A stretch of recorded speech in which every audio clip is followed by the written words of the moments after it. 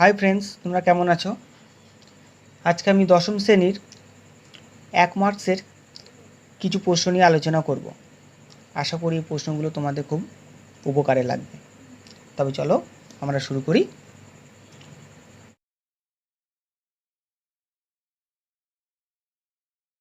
অর্থ কী? এই লালিনা শব্দের অর্থ হলো ছোট্ট বালিকা। পরের প্রশ্ন হচ্ছে, ল্যাব্রাডার স্রোত কোন মহাসাগরের সৃষ্টি হয়? তাই ল্যাব্রাডার স্রোত আটলান্টিক মহাসাগরের সৃষ্টি হয়। পরের প্রশ্ন, খাদার কাকে বলে? গাঙ্গেয় সমভূমির নবীন পলি দ্বারা গঠিত সমভূমিকে খাদার বলে। ভাঙর কাকে বলে? গাঙ্গেয় সমভূমির প্রাচীন পলি দ্বারা গঠিত সমভূমিকে ভাঙর বলে।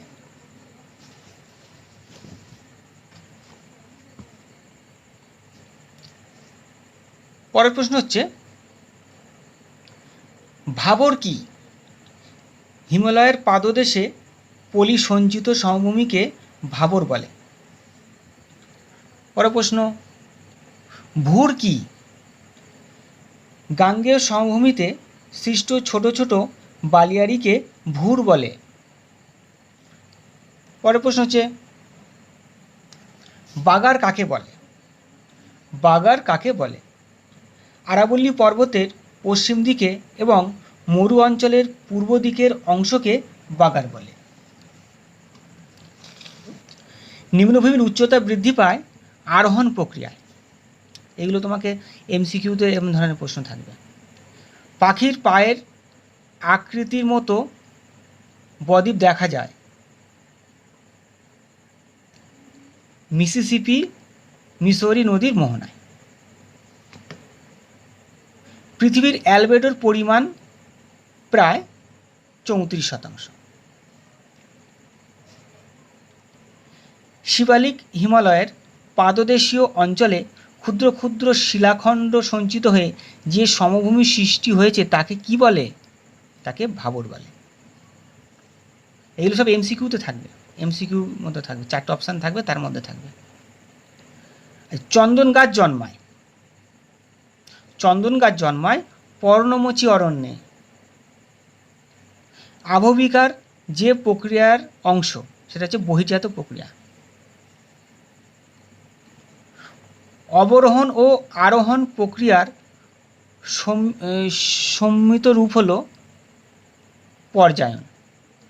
সম্মিলিত রূপ হলো পর্যায়ন। প্রশ্ন হচ্ছে, মরুভূমির শুষ্ক নদীখাতকে বলে ওয়াদি। অশ্বক্ষুরাকৃতি হ্রদ গঠিত হয় নদীর নিম্ন প্রবাহে। নদীর কার্যের ফলে গঠিত ভূমিরূপ মন্থকূপ।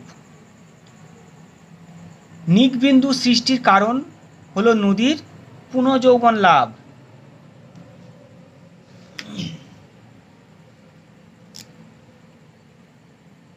পেডিমেন্টের ঢাল সাধারণত এই 4টের মধ্যে কোনটা হবে? সাধারণত এই 7 ডিগ্রিটা। হিমবাহের উপর পৃষ্ঠে ফাটল ধরলে তাকে কি বলে? ক্রেভাস। বারখান এক প্রকার বালিয়াড়ি। বানিহাট নামকরণ করা হয়েছে কাকে? ইনসেলবার্চকে। হিমবাহ গঠিত সঞ্চয়জাত ত্রিকোণাকার ভূভাগকে কি বলে? কেম। এটা ত্রিকোণাকার, কেমটা দেখতে। বায়ু ও জলধারার মিলিত কার্যে সৃষ্ট ভূমিরূপ হল পেডিমেন্ট।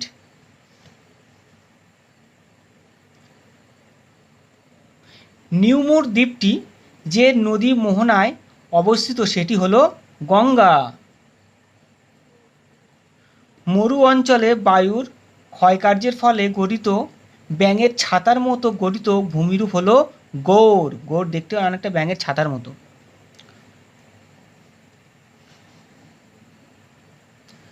ফিয়র্ডের দেশ বলা হয় কাকে? নরওয়েকে।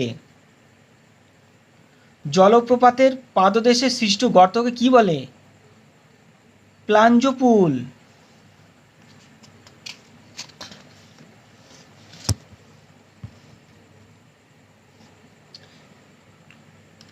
বেতার তরঙ্গ প্রতিফলিত হয় আয়নোস্ফিয়ার।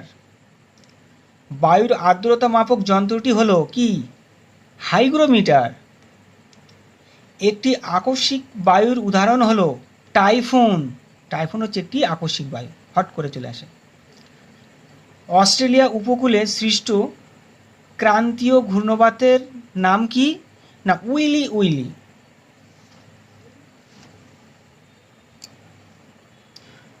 সূর্য থেকে আসা ইউভি রশ্মি শোষণ করে ওজোন স্তর। মৌসুমী কথাটি একটি আরবি শব্দ। বায়ুমণ্ডলে ভাসমান ধূলিকণাকে বলে এরোসল।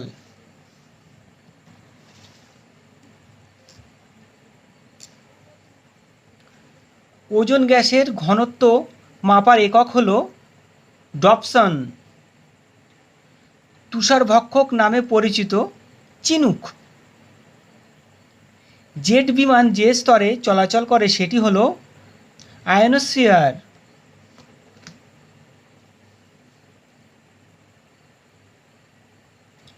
সম্পৃক্ত বায়ুর আর্দ্রতার পরিমাণ 70%। আঁধি হলো এক প্রকার ধূলিঝড়। উত্তর গোলার্ধে আয়ন বায়ুর গতিবেগ ঘন্টায় 16 কিমি। হুদহুদ এক প্রকার ঘূর্ণিঝড়। হুদহুদ হচ্ছে একটা ঘূর্ণিঝড়ের নাম।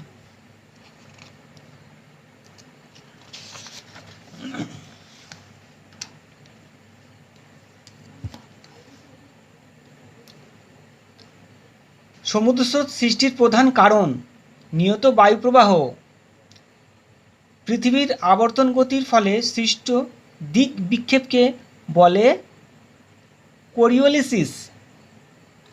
চাঁদ, সূর্য, পৃথিবী সরল রৈখিক অবস্থানকে বলে সিজিগি। যে নদীতে বান ডাকে সেটি হচ্ছে হুগলি নদী।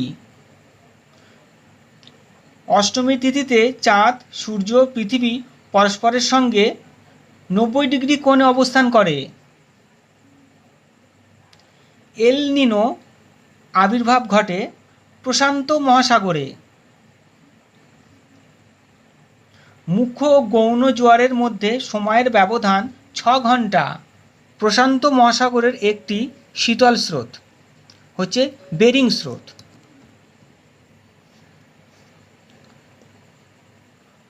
উপসাগরীয় স্রোতের গতিবেগ ঘন্টায় 8 কিমি। সর্বাধিক বর্জ্য উৎপাদনকারী দেশ হল আমেরিকা। সবচেয়ে ক্ষতিকারক বর্জ্য হচ্ছে চিকিৎসা বর্জ্য। জীবাণু দ্বারা বিয়োজিত বর্জ্যকে কম্পোস্টিং বলে। স্ক্র্যাবার ব্যবহার করা হয় শিল্পের বায়ু শোধনে। একটি সংক্রামক বর্জ্য হল সিরিঞ্জ।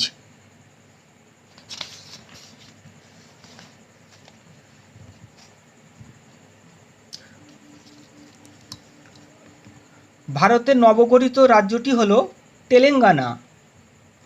ভারতের বৃহত্তম অঙ্গরাজ্য রাজস্থান। মহারাষ্ট্রের উপকূল অঞ্চলকে কি বলে? কোঙ্কণ।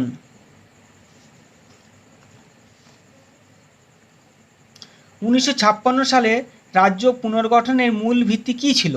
ভাষা। ভাষার ভিত্তিতে গঠিত ভারতের প্রথম রাজ্য অন্ধ্রপ্রদেশ। গোদাবরী নদীর উৎস হল ত্রিম্বক। গ্রীষ্মকালে পশ্চিম ভারতে ধূলিঝড়কে কি বলে? আঁধি বলে। মৌসুমী বায়ুর প্রত্যাবর্তনকাল শরৎকাল।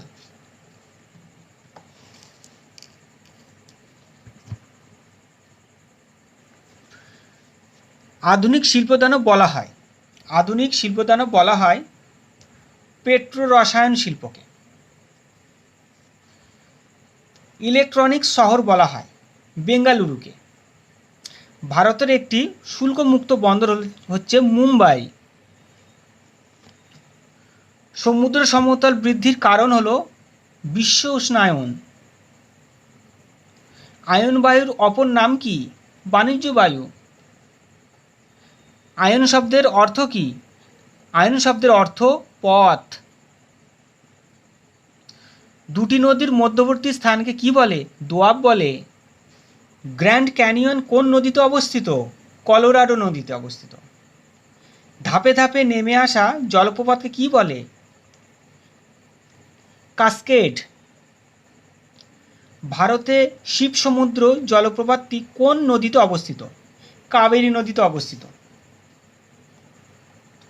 জলপ্রপাতের জল যেখানে এসে পড়ে সেখানে সৃষ্ট গর্তকে কি বলে? প্রপাতকূপ বলে। মন্থকূপ সৃষ্টি হয় নদীর উচ্চ ও পার্বত্য গতিতে। মিসিসিপি মিসৌরি নদীর দ্বীপ দেখতে কেমন? পাখির পায়ের মতো। হিমবাহ উপত্যকা ও হিমবাহের মধ্যে সৃষ্ট ফাটলকে কি বলে? বার্কস্রুন্ড।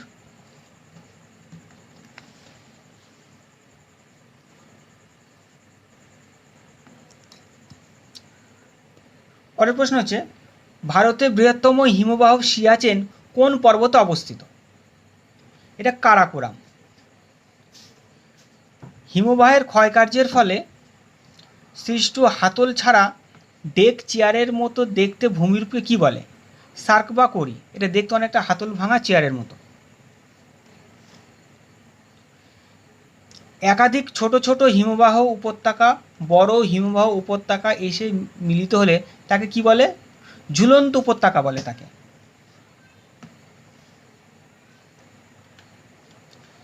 একে অপরের উপর সঞ্চিত গ্রাবরেখাকে কি বলে? রোজেন বলে। আরবি শব্দ সিপ কথার অর্থ কি? সোজা তরবারি। মরু অঞ্চলে বাজাদার মধ্যে সৃষ্টি হওয়া হ্রদকে কি বলে? প্লায়া বলে। বায়ুমণ্ডলে নাইট্রোজেন গ্যাসের শতকরা পরিমাণ কত? 78.08%।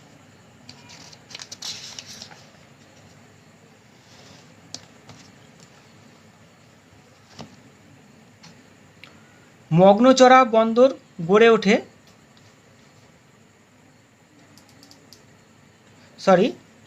এই প্রশ্নটা বাদ দিয়ে দিও। একটি বৃষ্টিছায় অঞ্চল হলো শিলং। দুন শব্দের অর্থ উপত্যকা। ইন্দিরা গান্ধী খাল কোথায় অবস্থিত? রাজস্থানে। এল নিনো কথার অর্থ কি? দুরন্ত বালক বা এল নিনো কথার অর্থ কি? দুরন্ত বালক বা যীশু খ্রিস্ট। বৃষ্টিচ্ছায় অঞ্চল পর্বতের কোন ঢালে হয়? পর্বতের অনুবাদ ঢালে হয়।